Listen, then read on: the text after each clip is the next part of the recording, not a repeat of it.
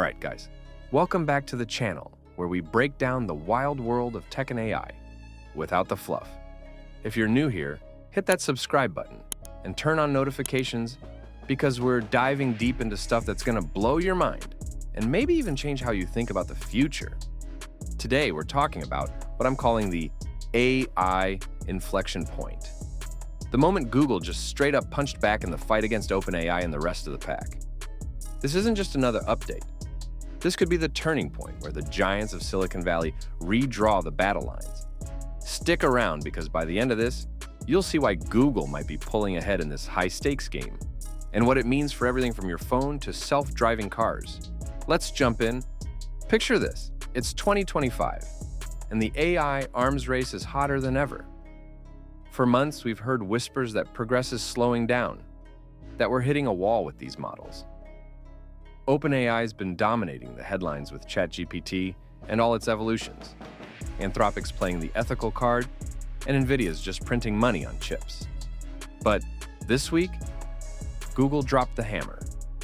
They unveiled Gemini 3, their most beast mode model yet. And it's not just talk. We're talking multimodal capabilities. That means it handles text, images, video, and audio like a pro. Reasoning that crushes complex problems, generative powers through this quirky thing called Nano Banana. Yeah, Google's naming game is on point. And seamless integrations across their whole empire. From Google apps to social media tie-ins, even hardware like Pixel phones and smart home gear, it's all getting supercharged. Why does this matter to you? If you're a guy in your 20s or 30s grinding in tech, freelancing as a coder, or just obsessed with gadgets like me, this is huge. Imagine your Android phone not just answering questions, but anticipating your needs, editing videos on the fly, or even helping you build that side hustle app without breaking a sweat. But here's the kicker. This forced OpenAI's hand. They rushed out GPT 5.1 Codex Max. Okay, that name sounds like a bad sci-fi sequel, but it's no joke. It's their play to stay relevant, especially in coding and software. More on that later, but first, let's debunk this whole AI stagnation myth that's been floating around Reddit and Twitter. You know how people love to say, AI's peaked, bro. It's all hype from here? Well, the data says otherwise. Let's look at the benchmarks, because numbers don't lie. Take humanity's last exam.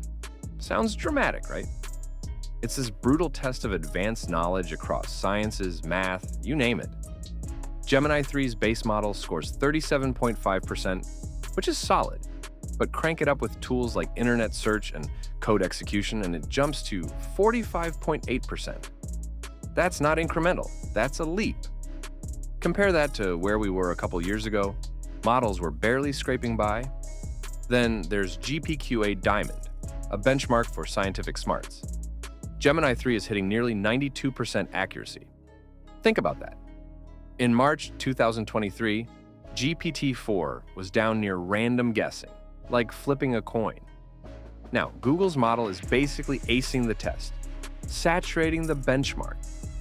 It's like going from high school dropout to PhD in record time. And don't get me started on ARCAGI2, which tests fluid intelligence, solving puzzles you've never seen before, kind of like those brain teasers in video games but on steroids. Gemini 2.5 was at a pitiful 5%, but Gemini 3 Pro, 31.1%. That's a six-fold jump, folks. Oh, and Simple Bench. This one's all about pure reasoning. Gemini 3 Pro smashes it at 76.4%, obliterating the old leader, Gemini 2.5 Pro, at 62.4%. It's creeping up on human-level performance. If you're into gaming analogies, this is like upgrading from a basic controller to a full VR setup with haptic feedback. AI isn't stalling, it's accelerating, and Google's leading the charge. But wait, there's more, because efficiency is where the real magic happens.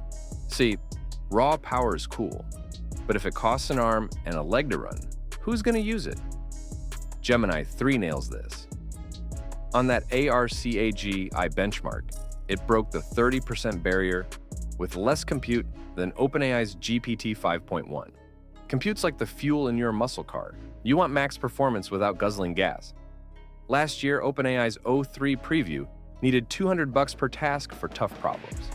Fast forward less than a year, and Gemini 3 Pro does it for 50 cents.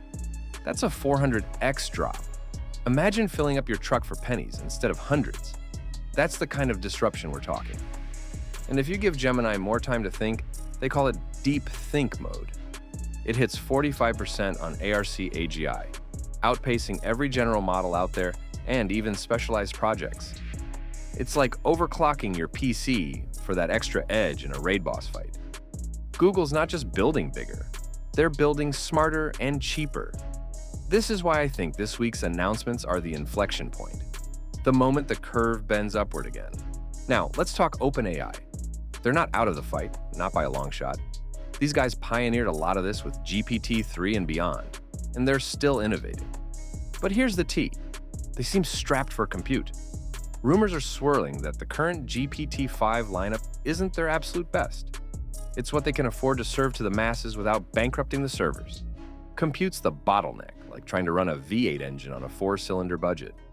In response to Google's flex, OpenAI dropped GPT 5.1 Codex Max, aimed square at programmers.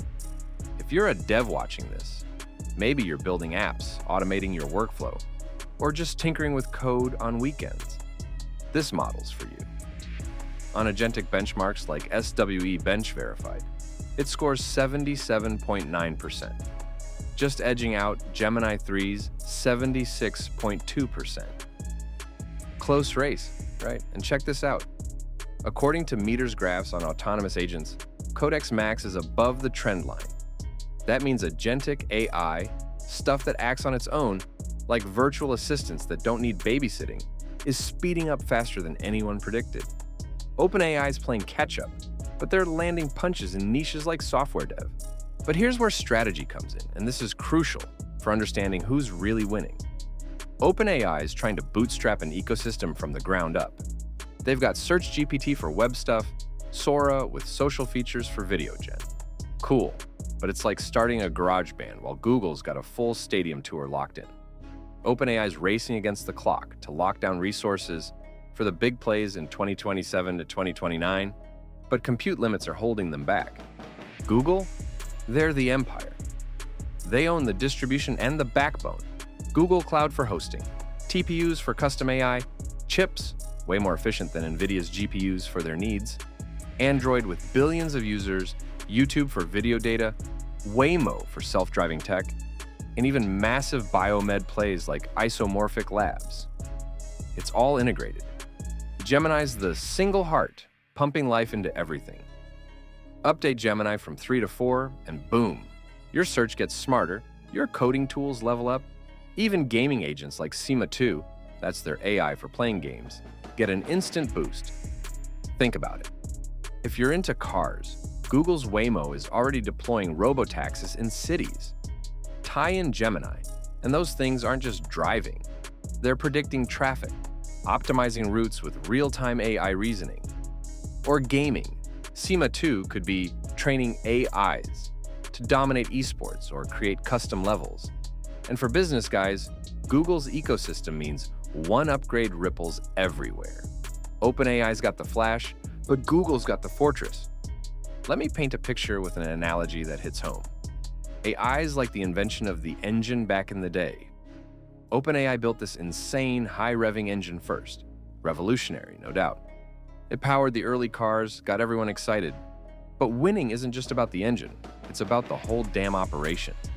You need the oil wells to fuel it, refineries to process, metal mines for parts, and factories to build at scale. Google's got all that. Their engine is Gemini, but they've got the supply chain, data from billions of users, hardware dominance, and integrations that make everything seamless. OpenAI? They're scrambling to drill their own wells while Google's already piping oil worldwide. Don't get me wrong, OpenAI's a beast, and they could pull off a comeback. But right now, in 2025, Google's playing chess while others are playing checkers. This inflection point? It's Google striking back and taking the lead. So, what do you think? Is Google unstoppable? Or is OpenAI gearing up for a knockout? Drop your thoughts in the comments. I read everyone. If this got you hyped about AI, smash that like button, share with your tech-savvy buddies, and subscribe for more breakdowns like this. We've got videos on everything from NVIDIA's next moves to how AI's changing gaming and cars. Until next time, stay ahead of the curve. Peace out.